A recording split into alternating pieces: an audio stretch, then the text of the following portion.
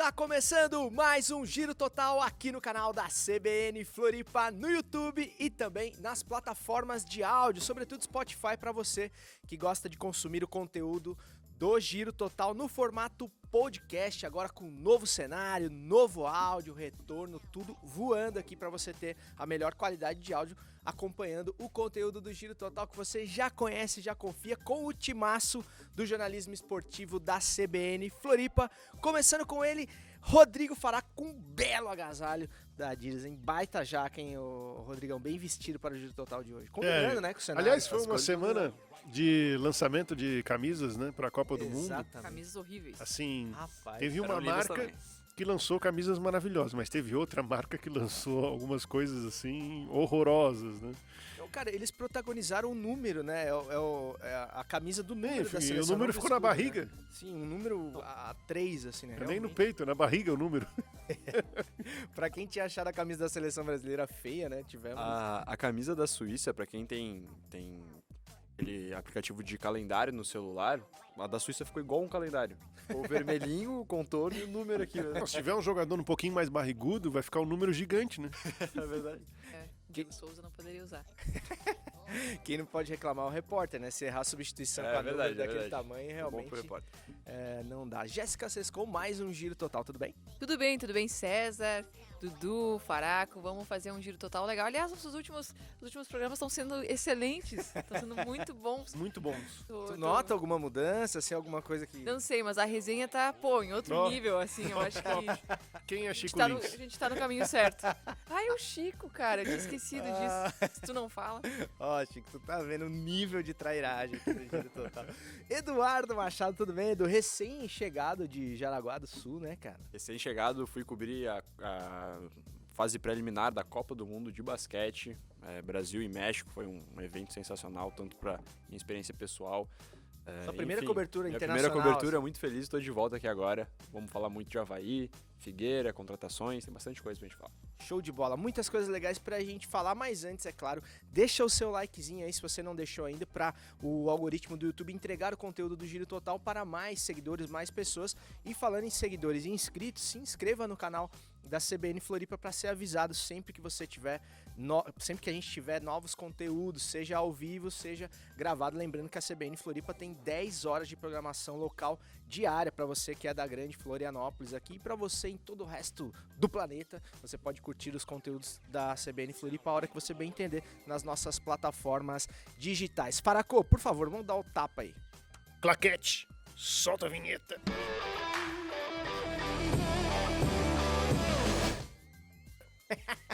Vamos deixar. Ó, começando o Giro Total de voz jeito é diferente. Gostei, hein, cara, das multivozes de Rodrigo Faraco. Vamos começar então com a Jéssica Sescon para o nosso primeiro Assustei. tema de hoje. É porque a gente tá ouvindo. Não conheço a pessoa, cara. A gente tá ouvindo no retorno aqui com uma qualidade de som maravilhosa Impressionante. e dá vontade de fazer 500 vozes Sim, aqui. né? sim. É verdade. Aquele, como é que é? Essa ASMR, voz não era né, tua. cara? SMR. Vamos lá, então. A moda Felipão. Cap neutraliza Palmeiras e sai na frente na semi da Libertadores. O escolarismo vai vencer? O escolarismo vencerá, Jéssica Sescon? Você conhece tão bem, Filipão, deve Olha, morrer pela de saudade. saúde do meu amigo aqui, eu espero que não, né? Porque se escolar e vencer essa Libertadores, vai ter gente que vai passar mal demais. Mas eu acho bacana quando um cara tão vitorioso assim, depois de ser tão contestado, depois de passar por tantos percalços aí na carreira, ele voltar a ter uma sequência muito boa num time, né? E não é um time ricaço, não é um time que tem muito investimento, é um time que está estruturado, um time que está com seu planejamento, a sua moda também, né? Que o Atlético, ele é um time bem que foge da curva, enfim, em relação a plano de futebol. Mas é muito bacana ver ele se dando bem com um time que tem as suas limitações também. O Atlético Paranaense não é um time que tem esses grandes nomes para estar recebendo todo esse destaque, tem na verdade muito trabalho, muito empenho. Eu fico feliz pelo Felipão, sou fã do Felipão, então dando certo esse trabalho, fico contente assim por ele, sabe, por ele. Agora, vencer a Libertadores já acho que é algo bem mais complicado, mesmo que passe pelo Palmeiras. O Palmeiras ele tá vindo de uma sequência de jogos muito ruins e ontem, né, na terça-feira o jogo também foi muito, muito ruim pro Palmeiras, fraco tecnicamente. Então mas eu acho que vencer a final, seja contra o Flamengo, seja contra o Vélez, aí já é outra conversa. Mas por enquanto, acho que até agora, se o Atlético cair fora na semi, já é uma ótima campanha no Filipão. O Faraco, e mesmo que o Atlético tenha vencido pelo placar mínimo, né, ainda é perfeitamente possível do Palmeiras reverter. Aliás, é provável que o Palmeiras reverta em São Paulo. É uma vitória muito comemorada, né? Porque você pega um Atlético que vem, por exemplo, um 5-0 pro Flamengo lá no Rio. Não parece ser o mesmo Atlético que venceu, que bateu o Palmeiras ontem e, sobretudo, conseguiu neutralizar as potencialidades do timaço do Abel, né? Mas na verdade não é, né? Porque na Copa do Brasil o Atlético não tinha o Alex Santana e o Vitor Roque. E hoje são dois dos mais importantes jogadores do Atlético Paranaense. Eu vejo um pouquinho diferente essa história do Atlético. O Atlético não é um dos mais ricos, mas ele é um dos mais poderosos do futebol brasileiro dos últimos anos. Porque a gente tem clubes que não têm condições de gastar o dinheiro que gasta. Falo do Corinthians, do Atlético Mineiro, falo do São Paulo. Esses times estão gastando mais do que eles poderiam gastar. Se a gente tivesse um fair play financeiro no Brasil, eles não poderiam contratar quem eles contratam. E o Atlético estaria muito bem. O Atlético Paranaense estaria muito bem. É um time que nos últimos anos revelou muitos bons jogadores e negociou muito bem todos os jogadores. Vende caro, vende para o futebol do Brasil e vende para o futebol do exterior e vende bem. E o Atlético, a cada ano, ele dá um passo maior ainda em relação a finanças, em relação à projeção nacional e internacional. A gente está falando de um clube que em 2012 estava disputando a Série B com o Criciúma. 2012 foi Goiás, Criciúma, Atlético Paranaense. Quer dizer, então, há 10 anos, estava entre esse sobe e desce do futebol brasileiro. E o que a gente vê hoje? Um time que ganhou a Sul-Americana 2 vezes, que tem estado frequentemente na Libertadores, que já foi finalista, óbvio, lá atrás na história numa Libertadores, perdeu para o São Paulo, mas que vem ocupando lugares importantes. Então, não acho estranho. Acho que a estrutura ela ajuda muito o trabalho do treinador. Eu não sou um fã do Filipão, como a Jéssica já registrou, do estilo de jogo. Não. O Atlético não joga um futebol bonito, joga um futebol muito competitivo e competente. Tem bons jogadores e tem um técnico que não é porque eu não gosto, eu não posso reconhecer que ele é um vencedor. É o técnico do Brasil dos últimos anos, dos últimos 20 anos, mais vencedor. Então, ele sabe o caminho. Então não me estranha estar disputando como está disputando, foi até quartas de final da Copa do Brasil e agora semifinalista da Libertadores, com boa possibilidade de chegar a uma final. É isso, acho que é a realidade do Atlético e a gente tem que cada vez mais reconhecer isso. Ô Dudu, e não é uma coisa um tanto quanto contraditória, assim, a gente pegar um time como o Atlético Paranaense, aliás, um clube como o Atlético Paranaense, moderno, com uma arena super moderna, um campo de grama sintética, enfim, toda uma estrutura, essa capacidade de negociação, de fazer dinheiro com os jogadores, com um técnico tão, assim, considerado conservador, um técnico clássico como o Filipão, não parece que tem uma coisa assim que não orna? Eu não diria meio contraditório, mas vamos pegar exemplos, assim, por exemplo, o Filipão, quando fechou com o Atlético, pra mim, eu falei assim, meu Deus, tá louco, o Atlético agora vai mudar o seu nível de competitividade, vai brigar, de repente, uma Sul-Americana, mais pra parte de baixo. Assim como quando o Mano Menezes fechou com o Internacional, eu imaginava a mesma coisa também. Então, realmente tá surpreendendo, né? Eu tinha falado ali anteriormente que é provável que o Palmeiras vire, óbvio, o Palmeiras tem muito mais qualidade técnica. Então, exatamente, mas eu quero só ressaltar aqui que o Atlético ganhou de 2-0 lá dentro, né? Lá dentro do Brasileiro. No Brasileiro, com o Palmeiras com o time todo titular também. Então eu acho que tem muito jogo. Óbvio, o elenco, pra mim, o Palmeiras tem muito mais, mas o time do Atlético é um time muito organizado, muito brigador, muito físico. E eu acho que vai ser bem chato pro Palmeiras lá, tá? E quanto ao que tu tinha falado ali do ambiente, cara, apesar de ter a figura do Petralha lá, que é uma figura um tanto quanto polêmica pro futebol, em várias decisões dele, mas eu acho que é um ambiente muito bom para um técnico se trabalhar lá. Um ambiente que o salário dos jogadores é pago em dia, tu tem um dos melhores centros de treinamentos do Brasil, tem uma categoria de base que os processos de evolução dos jogadores são respeitados também. Então, Trabalha muito com dados, né? com O Atlético dados, trabalha com muito análise de dados, scouts. Então, o Atlético hoje é uma referência no Brasil. E referência no Brasil, pra tu provar que futebol tu não precisa só de dinheiro para fazer futebol, tu precisa muito mais de gestão até. Comparando o orçamento. Sentido, quando eu tava falando em termos de contratações astronômicas, é porque o Atlético tá seguindo outro caminho. Sim. De Exato. quem não tem grana pra fazer uma contratação Formação, né? espetacular, tá indo pela ciência, né? E Pelos tá dados, batendo de pela frente informação. com quem tem muita grana. Pois é, isso que é bacana. Exatamente. Então, hoje é um clube referência no Brasil, né? Como eu falei, diversas atitudes e escolhas do próprio presidente eu discordo completamente, mas eu tenho que reconhecer que hoje é um dos clubes mais referência no Brasil, vem chegando muito nos últimos anos, ganhou as 2 Sul-Americanas, ganhou uma Copa do Brasil, tá sempre frequentando o G4, Libertadores, então, enfim, parabenizar e eu acho que é um ótimo trabalho que vem sendo feito lá no O Atlético presidente do Paranaense. Atlético, ele Figura muito polêmica. ele bate na torcida direto, ele fala: A torcida odeia ele. não devo nada a vocês, eu transformei esse clube de bairro em um clube nacional e internacional. Então ele despeja todo o ódio dele em cima da torcida, mas a torcida entende assim, é o Atlético, é o meu time do coração. Ele tem esse jeito de gerir por base motivado pelo ódio, né? Parece Meio- que a raiva é o combustível. Sim. Meio ditador, assim, passa um...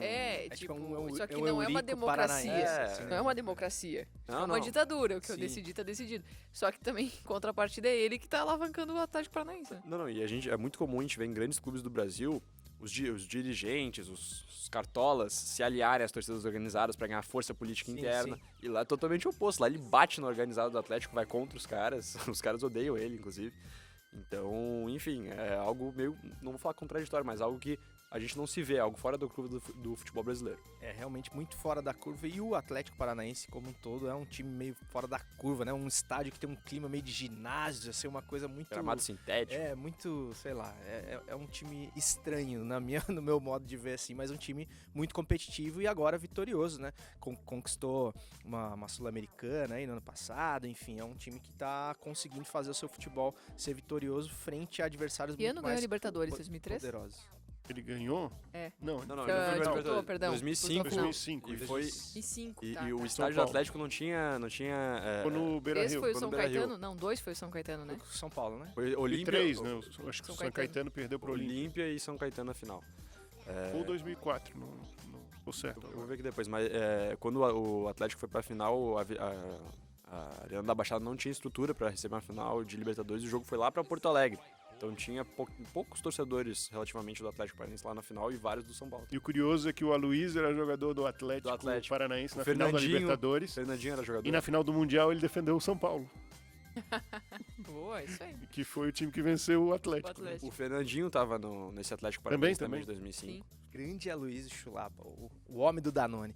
Enfim, ó, a gente tá gravando esse programa no dia após a primeira semifinal entre Atlético Paranaense e Palmeiras. O Atlético venceu o primeiro jogo e você pode deixar o seu palpite aí para quem leva essa semifinal, se o time do Filipão consegue derrotar o português Abel Ferreira e chegar à final da Libertadores, que pode ser contra o Flamengo. O Flamengo que entra em campo hoje à noite. Faraco já tá aqui, já aquecendo os motores para Flamengo e Vélez, jogo de hoje à noite às 21h30. Diga lá, Dudu. Só falando aqui, foi em 2002 São Caetano e Olímpia. 2002? É, porque o 2004 Grêmio foi Once cai Caldas e fora Boca. o Grêmio cai fora pro Olímpia na semifinal. O Leandrão tá confirmando lá, 2002 São Caetano e Olímpia. Show de bola. Grande Leandro Lapa. Vamos para o nosso próximo tema, então. Rodrigo Faraco, por favor. Eu tô me confundindo com esse retorno, cara. Isso que eu tô me ouvindo. Assim. Com uma qualidade de áudio, meu Deus. Suspense. Suspense no ar. E rufem os 5-1. Goleada do Figueirense sobre o Vitória foi um ponto fora da curva ou o resultado da evolução do time? Pode começar respondendo, Faraco, por favor. Não, O ele que tu é, achou? ele é as duas coisas. Porque o Figueirense não goleou ninguém no campeonato. Então, Goleou placar... altos, né? Na primeira É, rodada, mas assim... Isso aí não foi aquilo lá também foi um ponto fora da curva no começo do campeonato, né? E aí ele volta a ter uma goleada agora justamente na decisão, valendo vaga para a Série B, contra um time grande dentro desse cenário, né? Que é o Vitória, Contexto. que vinha de uma arrancada na primeira fase, para chegar à classificação, era um dos jogos mais difíceis. Eu acho que a evolução do time, ela é visível, porque quando o Júnior Rocha mudou o time do Figueirense lá, naquela partida contra o Campinense, naquele jogo era Wesley e os 2 meias, né? E ia jogar o Oberdan se tivesse em condições, mas ele estava suspenso. Oberdan e os 2 meias, Bassani e Léo Arthur. Isso ele revelou na coletiva. E logo depois ele fez de novo, né? No jogo seguinte ele já fez de novo contra o Botafogo de Ribeirão Preto. Então essa foi a grande mudança do Figueirense no Scarpelli. É um time agressivo que chega com muita gente na frente e com qualidade. E isso contra o Vitória nesse domingo foi muito, muito, muito acima. Foi a melhor atuação do Figueirense na campanha toda. Um primeiro tempo primoroso. Mas foi 2-1 o primeiro tempo. Era para ter sido 3-0. Era para ter sido assim. Pelo volume de jogo. Inclusive, isso dito lá pela imprensa de Salvador. Tá? Quem viu o jogo com o viés do Vitória, viu que a diferença foi de acordo com o que os times apresentaram dentro da partida. Então, acho que é ótimo que o Figueirense tenha feito essa atuação, dá muita confiança, facilita o trabalho do Júnior Rocha, traz o torcedor para dentro do estádio na próxima partida, que agora vai ser contra o Paysandu também nesse próximo final de semana, né? Então, eu espero que o Figueirense repita no Scarpelli essa agressividade, essa intensidade, esse volume de jogo e essa qualidade de futebol. Porque aí ele vai estar no caminho do acesso. Se ele repetir essa partida em outras partidas, ele vai subir. Sobretudo, e somado a tudo isso que você falou, a confiança que vem junto, né? Quando as coisas começam a dar certo, você vê caras que têm qualidade técnica, mas que ainda faltava alguma coisa, como o Bassani, por exemplo. Léo Arthur, parece que ele alugou um quadradinho ali na entrada da área do ataque. Lugarzinho do Léo Arthur ali. Ali ele faz golaço. Daquele ponto ali. Léo Arthur, o homem que se recusa a fazer gols feios. Jéssica Sescon, essa mudança do meio campo, da volância do principal jogador do Figueirense, a gente pode dizer assim na temporada, o Oberdan, ou a chegada dos reforços, ou a soma de tudo isso? O que faz o Figueirense evoluir na hora certa do campeonato? Eu acho que um pouquinho de tudo, assim, sabe? As contratações foram importantes porque o ataque do Figueirense começou a jogar melhor com a entrada do Jean Silva. Não tem como a gente ignorar esse fato. Trouxe uma energia diferente para aquele ambiente, para o último setor ali. Conseguia... A gente fala energia, parece que estou acreditando em coisa forças mística, ocultas. assim, tá? Não, mas é uma questão de força, né? É uma questão de força e também de um estado melhor dele. Porque o ataque estava muito pressionado para render. E aí quando começa a pressão num atleta... Isso é muito notório da gente perceber. Ele para de render quando a função dele é ofensiva, porque ele começa a se questionar na hora de tomar decisão. E a ofensividade ela depende de um raciocínio muito rápido e também de uma confiança em si mesmo em executar o que precisa ser feito. Porque ele é o setor do campo onde o teu individual, eu acho que ele aparece mais do que nos outros setores do campo.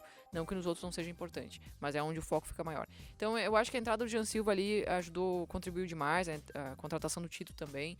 Né? Essa alteração da volância do Figueira, eu acho que foi primordial, porque um time que ele quer jogar com uma dinâmica de, às vezes, pressionar o adversário, marcar a saída de bola, e ter essa inteligência do posicionamento do bloco do time, o primeiro volante é essencial que ele tenha essa leitura de jogo apurada, essa inteligência para jogar, que ele consiga entender qual é o lugar que ele tem que ocupar no campo naquele momento. Mais do que qualquer outro jogador. Para mim, o primeiro volante ele precisa ser um jogador que tenha o cognitivo elevado. E o Oberdan, ele é esse jogador, ele consegue fazer essa leitura. Então, não é à toa que a gente começou a ver um Figueirense que às vezes marca a pressão, mas não tá deixando mais aquele espaço gigantesco atrás, porque tem um primeiro volante que tá conseguindo fazer essa leitura. A própria zaga também se orienta conforme o primeiro volante. Se o primeiro volante tá encostado nela, ele é um guia, assim.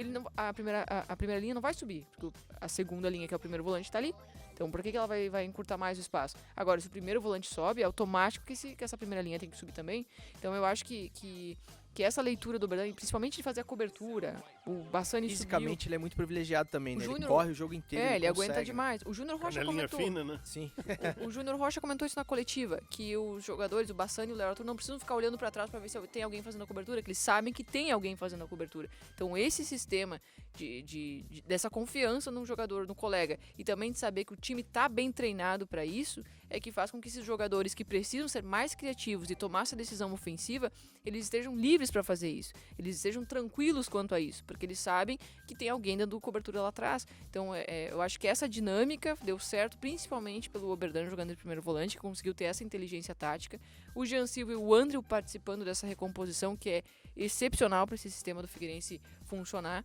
E uma coisa vai ligando a outra, né? O futebol ele é muito curioso, que a gente fala diversos artifícios, mas de repente as peças vão se conectando e tudo vira um futebol muito bem jogado, né? Depende desse encaixe todos desses diversos fatores. Eu acho que tudo começou a se encaixar no Figueirense a partir desses elementos, as contratações, essa alteração de primeiro volante que o Júnior Rocha fez, e aí um Bassani e um Léo Arthur, que tem muita qualidade, aparecendo na hora certa. Mas não acho que é por acaso que apareceu na hora certa. É por causa desses fatores todos que eles ficaram mais tranquilos para jogar. É o coletivo, né, Dudu, fazendo as individualidades aparecerem, né? E também com caras como o Wilson, por exemplo, né? Um líder nato, um cara que tecnicamente é muito bom embaixo dos paus, um cara que faz gol e um cara que lidera um time que realmente parece encontrar o seu melhor momento no ano, né? Acho que não dá pra contestar. Justamente sobre o Wilson que eu iria falar, mas antes só falar que perfeita análise da Jéssica. O volante, o nome em si já diz tudo, né? É quem guia o time, né? Tanto na parte defensiva, numa transição defensiva, recompondo, quanto organizando o time também. O Oberdan, pra Série C, é um jogador muito acima da média, na minha visão, né? Mas a figura que eu ia mencionar era justamente o Wilson, um cara que, como tu falou também, além de fazer ótimas defesas, fazer os seus gols de pênalti, inclusive o Heitor fez uma publicação lá no GE. Eu não lembro exatamente o dado agora, mas... Ele é o goleiro que mais fez gols. Depois do Rogério Ceni, Rogério é algo assim. Então, é uma 5 figura gols simbólica. Já, né, Olapa? Do Brasileirão, acho que é, tá? 5 Acho que é no Brasileirão. Perfeito.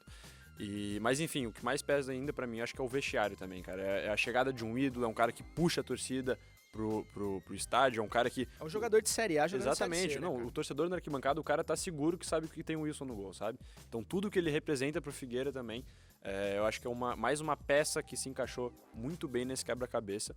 E há pouco tempo atrás, o Avaí começou bem o campeonato da Série A, o Figueira tava mal na C, agora meio que se inverteu isso aí, né? O Avaí tá um pouco pior na A, o Figueira muito bem na C.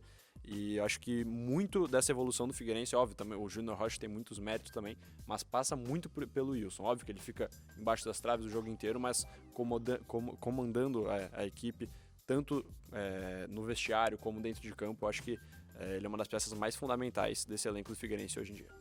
Ó, e somado a tudo isso que vocês já trouxeram aqui, tem um personagem fundamental também, que é a torcida do Figueirense fazendo valer um fator casa impressionante nos últimos jogos. Vocês acham que essas duas coisas somadas podem dar ao Figueirense mais do que o acesso, o título da Série C também? Eu acho que depois dessa vitória por 5-1, o torcedor tá pensando no título. Eu acho que é isso que tá pensando. Mas, assim, pra mim o foco tem que ser a vaga, sabe? Até eu comentei uma vez no debate diário várias semanas atrás, se era melhor o Figueirense focar no título ou no acesso. E eu comentei, se focar no título, o acesso vai ter acontecido, né? Mas se o Figueirense alcançar esse acesso, cara, tá tudo certo, sabe? Tá tudo maravilhoso. O título, se vier, vai Consequência do processo inteiro, né? Eu penso assim também, eu acho. E tu falou de torcida, só relembrar aqui novamente que o Figueira continua com aquela promoção do sócio mais um, que o sócio adimplente do clube pode levar um acompanhante para as próximas partidas. E lembrando também a torcida alvinegra que o ingresso no setor descoberto está R$20 a inteira e no coberto R$80. Show de bola. Lembrando que o Figueirense pega o Paysandu no próximo sábado às 5 da tarde, mais uma vez no Orlando Scarpelli, lotado, não tenho a menor dúvida disso. E César, mas não menos importante também, só ressaltar que o Figueira jogou ontem, estreou na Copa Santa Catarina, né? Venceu o Nação Esportes de Joinville, mas o jogo foi em Ibirama. Foi com o clube todo reserva para dar rodagem para os jogadores. John Clay voltou. Então, reserva, mas legal que você falou isso, que é uma oportunidade também de ver jogadores que estavam jogando no elenco principal, claro, em ação e que também podem ajudar, né? O Gustavo Henrique jogou, o Moacir, que é um dos novos reforços, enfim, o João Clay, enfim, deu essa rodagem também, é algo importante também. Show de bola. E a Copa Santa Catarina que pode dar uma vaga na Copa do Brasil, Uma vaga na Série Copa C do Brasil. não, né? Exatamente. Nesse momento, mesmo que o Figueira vá para a Série B, pelo ranking da CBF ele ainda não está garantido na Copa do Brasil. Então, essa Copa Santa Catarina é importantíssima para o clube, porque a gente sabe que a Copa do Brasil hoje é um dos torneios que mais pagam, né, no futebol brasileiro. Show de bola, milionária Copa do Brasil. Se você acha que o Figueirense pode disputar o título da Série C, além do acesso, deixa nos comentários aí. Ou se você acha que o que importa é subir para a Série B, o título é só consequência. Próximo tema aqui no Giro Total. Quem tirou o último foi você? Dudu, vamos lá.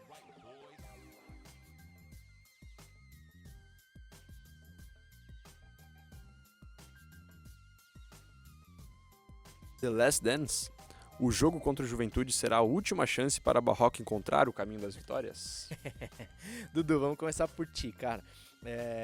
O Barroca balançou no último jogo, muito se falou que ele poderia cair e ele acabou ganhando uma sobrevida. O Faraco trouxe uma matéria muito interessante falando sobre isso, sobre os bastidores ali desse pós-jogo contra o Coxa. Mas eu acho que em caso de derrota ali a coisa fica insustentável, né? Ou você discorda? Tava até falando com o Faraco hoje no almoço. Não sei nem só se em caso de derrota. Acho que um empate com a equipe não desempenhando bem, acho que o Barroca pode cair sim. Essa partida contra o Juventude vai ser fundamental para possível manutenção dele no cargo ou não, né? Então vamos ver, é uma partida que, óbvio, o Juventude lanterna da competição, muito mal, mas é uma partida chata, cara. A gente sabe que jogar lá na Serra Gaúcha, aquele Alfredo Jaconi num frio do caramba, pressionado. Enfim, eu espero uma partida muito física. Com neblina de tarde. Neblina de tarde, frio, enfim. Espero uma partida bem física. E vamos ver como é que vai se sair. Mas essa partida é o The Last Dance pro Barroca mesmo, na última dança. Jéssica, tu acha que é uma questão mais de quando do que se vai ou não vai? É difícil, sabe, César? Eu sou muito adepta da ideia que o treinador precisa ter continuidade, precisa ter respaldo, ele precisa... É claro que ele sempre vai ter pressão para trabalhar, mas ele precisa ter um ambiente tranquilo para propor as suas ideias e ter tempo de fazê-las acontecerem. Eu não acho que é fácil fazer isso, não acho que acontece do dia para noite, né? Mas tem algo que o Barroca ele extrapolou, que era conhecer o seu próprio grupo. Eu acho, sabe? Ter a ciência, a sabedoria, a humildade de entender as limitações do seu próprio grupo e trabalhar de acordo com o que esse grupo poderia fazer.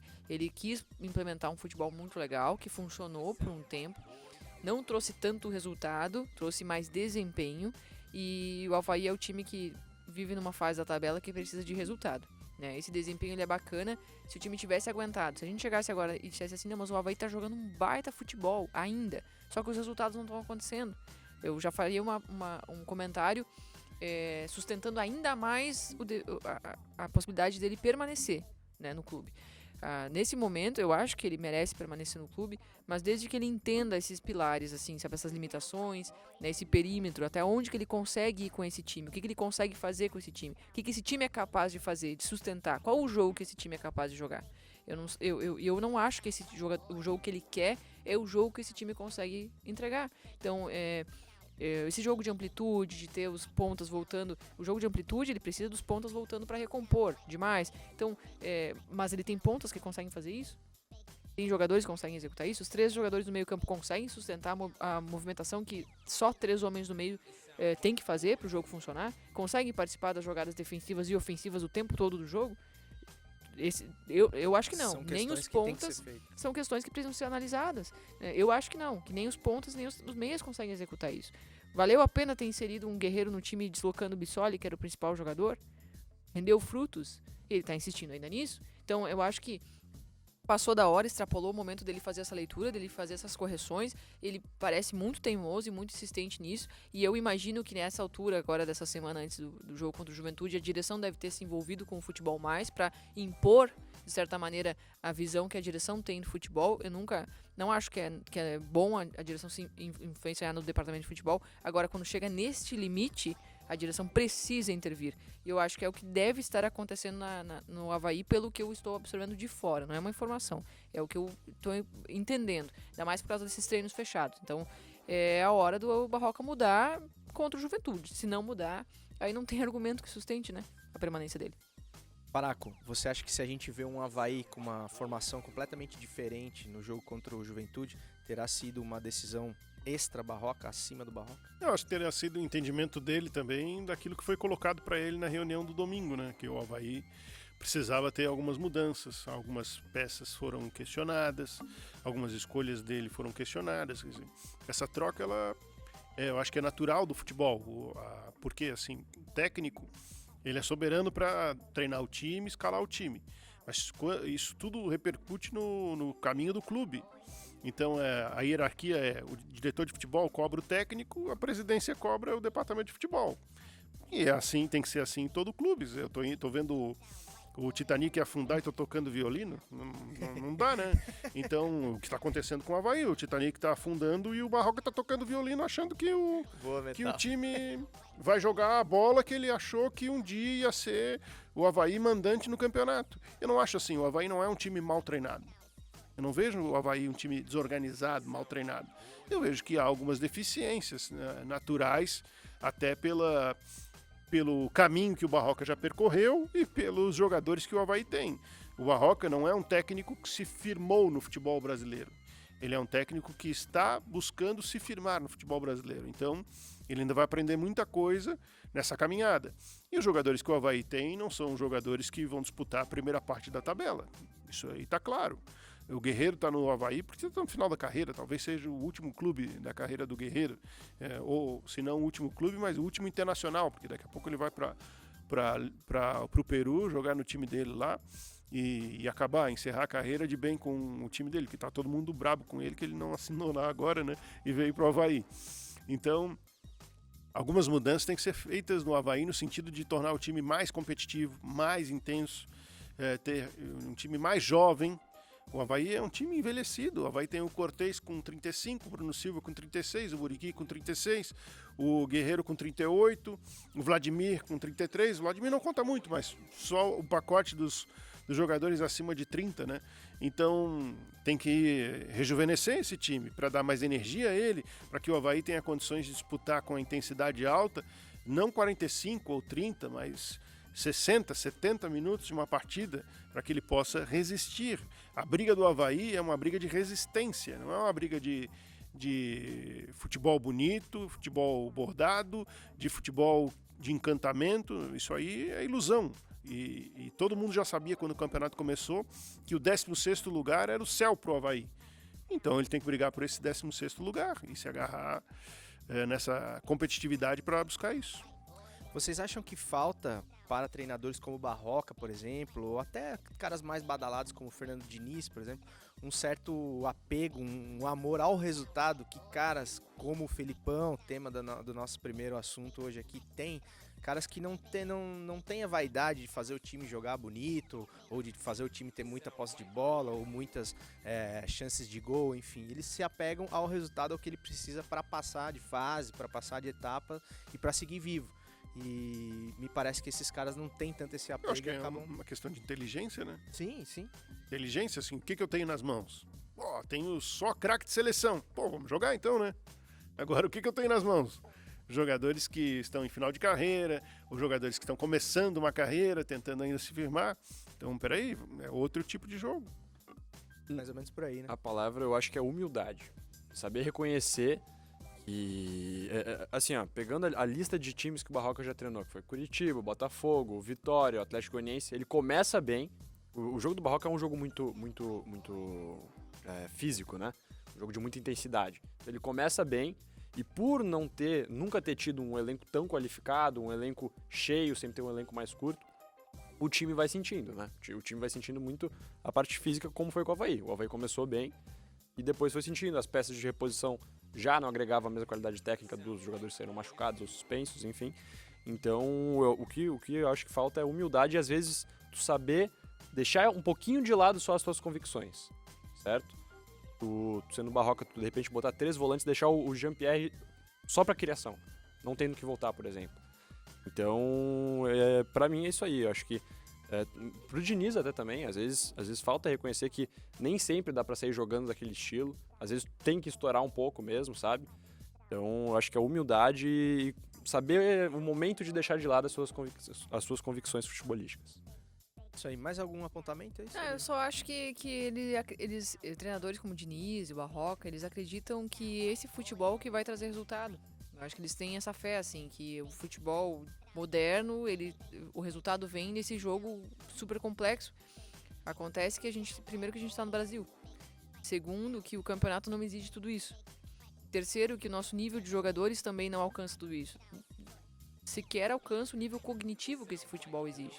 Quem dirá o nível de talento que esse futebol exige. Então, passa por esses fatores, assim, de entender onde é que tu tá, o que tu tem nas mãos, o que tu pode fazer. Eu acho que falta essa serenidade ao Barroca, porque Dudu trouxe aí, né? Todos os times ele começa mais ou menos da mesma maneira e vai terminando mais ou menos da mesma maneira. O Atlético Goianiense foi igual. Acho que é mais ou menos isso. E essa coisa da convicção que vira teimosia, né? Pô, os caras perdem bons projetos, bons times que estavam treinando, né? O Diniz, perdeu grandes chances. É que o aí, futebol, tipo, é bacana o né? O futebol cara não estudado. entende, parece, cara. Futebol estudado, tem um pouco da vaidade do treinador. Poxa, eu sou esse cara que tá trazendo Eu esse que estilo de implementei jogo, isso. Imprimir o meu e estilo. olha tá? como eu tô fazendo meu time jogar bola. Só que, no final de tudo, o futebol, ele é um esporte que ele não é ciência, entendeu? Então ele pode acontecer, o resultado pode acontecer em cima de Sim.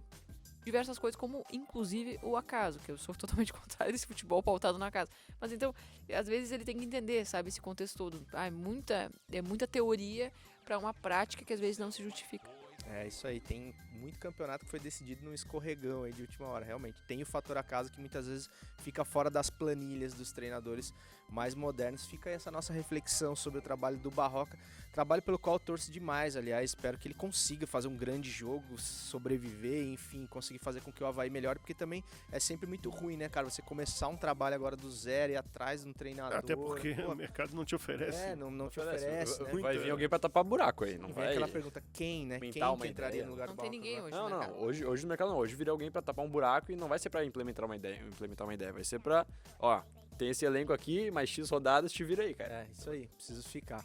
Ó, deixa nos comentários aí também se você acha que deu pra bola do Barroca e quem sabe surgir até novos nomes aí para treinador do Avaí, ou se você acha que o trabalho deve ser mantido ainda, que o Avaí tem condições de se manter na Série A, mantendo o treinador Eduardo Barroca. A gente tá com quantos minutos aí, ô Leandro? 36? Querem fazer o saideiro ou Vamos lá? por aqui? Vamos lá. Marcelo Bielsa tá livre do mercado. É. Liga pro Guardiola, vê quanto ele quer. Mercado. Transferências milionárias dos astros brasileiros marcam janela europeia pré-Copa. Comentem. Peguei até os 4 primeiros aqui pra gente ver os valores. O mais alto é o Antony, 100 milhões de euros. E, ó, primeiro Casemiro, Real Madrid para o Manchester, 70,6 milhões de euros. Richarlison, do Everton para o Tottenham, 58 milhões. Rafinha, do Leeds para o Barcelona, 58 milhões também. Gabriel Jesus, Manchester City para o Arsenal, 52,2 milhões de euros. Dá pra comprar umas picanhas, não? E teve o Antony também, né? O Antony do Ajax pro Manchester United. 100 Exatamente. milhões. 100 milhões? 100 milhões. Cara, De euros. Eu tava até vendo os números. Esse mercado, essa janela, foi uma das que mais se gastou na história do futebol inteiro. Clubes como o Chelsea gastaram 260 e poucos milhões de euros. E se eu perguntar de repente... O Chelsea comprou um zagueiro por 70 milhões de libras. O Fofanado Leicester agora, 70 e poucos milhões de libras. Pagar 70 milhões de libras por um zagueiro. Não, assim, ó, o que é? É muito bom zagueiro. Ele é muito bom zagueiro, tem nada, potencial. mas é Exatamente. quem é esse? O Mauro Galvão? Quem que é esse? Tô achando que ele vai Que ser é? zagueiro e atacante junto, né? É, sim. Vai cruzar a bola e cabecear. Não, o que é? É bom zagueiro, tem potencial, mas 70 e poucos milhões de libras é algo surreal, sabe? O futebol, acho que ele tá hipervalorizado, principalmente o futebol inglês. O futebol inglês hoje surge qualquer garoto lá bom de bola, óbvio, mas é muito hype. E a gente vê muitos guris aqui no Brasil sendo vendidos por 5 milhões de euros. Mas Passa- é mercado também, né? É mercado também, óbvio, mas passa um ano na Europa Magicamente. e hiper se valoriza. Teve um jogador agora que saiu aqui de um clube brasileiro, foi pro Shakhtar. O Shakhtar começou a guerra, não jogou nenhuma partida no Shakhtar e foi vendido pelo triplo do preço pro Real Madrid. Então, Só o passaporte Só o já- passaporte já carimba também, né? Mas enfim. Quanto falando agora dos brasileiros, a gente estava comentando hoje no almoço também que boa parte do ataque da seleção brasileira mudou Meio de pra áreas, frente, né? na Meio pra verdade. frente mudou de áreas. Richarlison, o Rafinha, o Antony, o Gabriel Jesus, Casemiro, Paquetá. O Renan Lodge não vem sendo convocado, mas saiu do Atlético de Madrid, foi para a Premier League também, futebol muita intensidade também. Enfim, é uma janela movimentadíssima e agora vamos ver como vai ser a adaptação desses jogadores, porque se muda muito o estilo de jogo, tu sair de uma La Liga para tu ir para uma Premier League, por exemplo, entendeu? Claro. É um futebol muito diferente e por isso até que eles prezam muito, dentro da Premier League, contratar jogadores que já jogam a Premier League, né? Porque são jogadores que já estão acostumados com o futebol, então para não sofrer esse período de adaptação, que um cara como... Eu creio que o Casemiro não vai sofrer, porque o Casemiro é um cara extra classe, né? Mas outros jogadores podem sentir um pouco esse período de adaptação de um estilo de futebol diferente. Ô, Jéssica, aí vem a minha pergunta em relação aos brasileiros. Do ponto de vista do atleta, né? O cara tá em vias de disputar uma Copa do Mundo. Não é um risco muito alto o cara mudar de time assim, tendo toda essa questão da adaptação por fazer ainda? É um risco, né? Mas do que a gente tá vendo, assim, com exceção do Paquetá, que foi essa transação que aconteceu agora, eu acho que foram todos pra bem, né? O Rafinha, que eu fiquei com receio em relação ao Barcelona, mas ele tá jogando bem pra caramba. O Gabriel Jesus tá jogando bem pra caramba. Poxa, se antes alguém tinha dúvida de levar ele pra Copa, já não é dúvida mais. Não, eu já tinha descartado. Sim. Eu era... O vestido dele. Era um jogador que eu já questionava por que ele era convocado pros jogos da seleção normal, mas quem dirá pra Copa, mas Foi hoje... muito cornetado no Giro Total já. Muito cornetado, Gabriel Jesus. É verdade, no Giro Total. Mas ele tá jogando muita bola, então eu acho que eles estão se dando bem, né, nessas transações, mas isso acaba mudando um pouco, acho que a cara da seleção para essa Copa do Mundo, embora que eu acredito que o Tite já tenha sua mente muito formada do time que ele quer levar, dos jogadores que ele confia, e o Tite é um cara que ele confia naquele jogador e ele vai com esse jogador, leva junto pra vida toda, ele casa com o jogador. Então eu acho que pode mudar talvez alguma perspectiva, por exemplo, o Fred, que tá perdendo espaço no Manchester United, sabe? Alguns jogadores assim, outros que já estão tipo carimbando o passaporte para convocação para o Qatar, né? Por exemplo, Gabriel Jesus, que era antes uma dúvida, já não vai ser mais, né? Outros perdendo espaço, como o Matheus Cunha, né? Como o Martinelli, enfim, esses jogadores vai começando a se desenhar essa seleção para a Copa. Agora, do time titular da seleção, acho que talvez vai se criar uma dúvida em cima do Fred, né? O Gabriel Jesus já deve estar carimbando sua titularidade, provavelmente, né? E aí fica o Richarlison também, que tá no Tottenham. Não sei se o Dudu tinha falado antes, mas tem o Richarlison e o Rafinha que vão acabar disputando posição, né? Não sei se o Rafinha vai de fato ser convocado. Tem o próprio Firmino. O Firmino, que tá voltando a jogar bem pra caramba. O Firmino é um jogador que o Tite confia muito. Cara, e é um jogador muito inteligente pra jogar. Né? Mas é um cara de confiança do Tite, né? Pois é. Na última partida contra o Bournemouth, ele fez 2 gols, deu 3 assistências. O Antony, vamos ver como é que ele vai no United, mas ele é um jogador que também tava se destacando pra caramba. Então acho que acho que a dúvida vai ficar em relação a essa ponta direita aí, quem vão ser os convocados dessa posição. E centroavante, né? E o Matheus Cunha vai perdendo espaço, provavelmente vai ser o Gabriel Jesus. Espero que seja o Pedro também. Cara, eu também. Espero muito que seja o Pedro. Ô, Faraco, você acha que rola uma resenha do Tite com os caras antes? Será que o cara liga ou pro fechou? Acho que alguns sim. Tipo, o Gabriel pensando Jesus. Tu acha? O Tite, ele adora o Gabriel Jesus, né? Antes das negociações? Tipo assim, será que eu vou? Eu acho que sim. E o Gabriel Jesus fez muito bem, eu já falei aqui, mas de ser um jogador de opção tática, de executar um trabalho do Pep Guardiola, ele passou a ser a referência técnica do time do Arsenal. Então acho que de goleador, né? O ganho é enorme, ele tem qualidade, ele é um cara que não desiste, né? Isso uma grande virtude do Gabriel Jesus, um cara que nunca desiste de nenhuma jogada, tá sempre lutando e apanhou bastante na última Copa e levantou a cabeça e continuou jogando. Então acho que é positivo. E eu já tinha desistido do Gabriel Jesus, hoje eu olho para o que ele está jogando e falo, não, o cara tem que ser convocado. Titular eu acho que não, eu acho que vai estar na lista, mas para titular eu acho difícil.